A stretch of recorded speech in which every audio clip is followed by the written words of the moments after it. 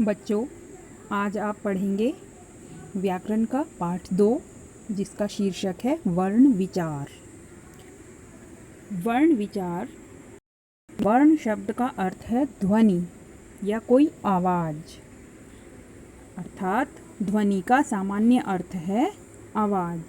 जैसे पंखा चलने की ध्वनि, पक्षियों के चहकने की ध्वनि, साइकिल की घंटी की ध्वनि, या कोई भी आवाज़ जो हमें सुनाई दे रही हो।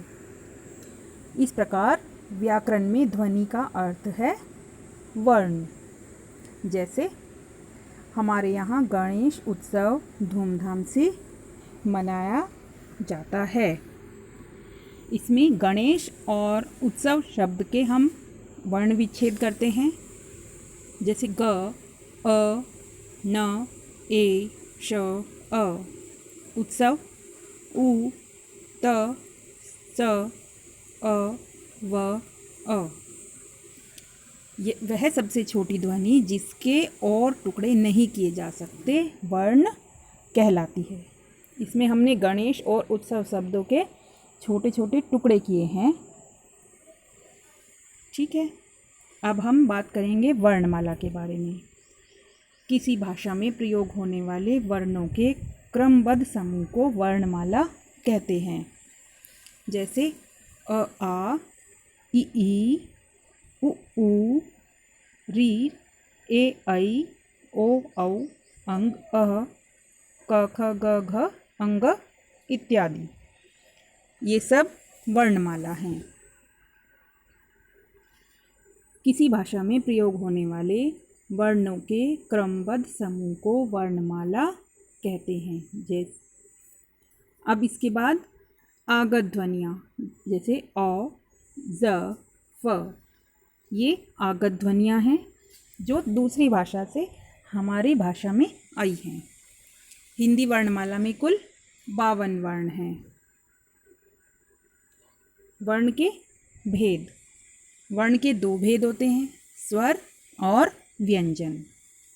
स्वर जिन वर्णों का उच्चारण करते समय हवा मुंह में बिना रुके बाहर निकलती है उन्हें स्वर कहते हैं। स्वरों का उच्चारण स्वतंत्र रूप से बिना किसी दूसरे वर्ण की सहायता के किया जाता है। हिंदी में 11 स्वर होते हैं। अ, आ, ई, उ, री, ए, ऐ, ओ, औ। इस प्रकार ये स्वर कहलाते हैं। क्योंकि इनको बोलने में हमें किसी दूसरे वर्ण की सहायता नहीं लेनी पड़ी, तो इनको स्वर कहते हैं। स्वर के भेद। अब हम स्वर के भेद के बारे में बात करेंगे। स्वर के ये 3 प्रकार के होते हैं, ह्रस्व स्वर, दीर्घ स्वर, प्लुत स्वर। सबसे पहले ह्रस्व स्वर देखते हैं।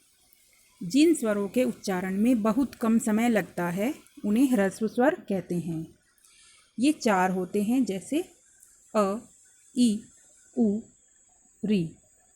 इनमें बहुत कम समय लगता है बोलने में, इसीलिए इनको ह्रस्व स्वर कहा जाता है। नंबर 2, दीर्घ स्वर। जिन स्वरों के उच्चारण में ह्रस्व स्वर से लगभग 2 गुना समय लगता है उन्हें दीर्घ स्वर कहते हैं। दीर्घ स्वर 7 होते हैं, जैसे आ, ई, उ, ए, ऐ, ओ, औ। इनको बोलने में ह्रस्व स्वर से 2 गुना समय लगता है। अब नंबर 3, प्लुत स्वर। जिन स्वरों के उच्चारण में ह्रस्व स्वर से 3 गुना अधिक समय लगता है उन्हें प्लुत स्वर कहते हैं। जिस स्वर का उच्चारण प्लुत के रूप में किया जाता है उसके आगे हिंदी की गिनती का अंक 3 लिखा जाता है। जैसे आपने देखा होगा कुछ शब्दों में लिखा होता है 3, तो इसका मतलब है कि वहाँ पर उसकी 3 गुना आवाज़ आएगी। जैसे ओम,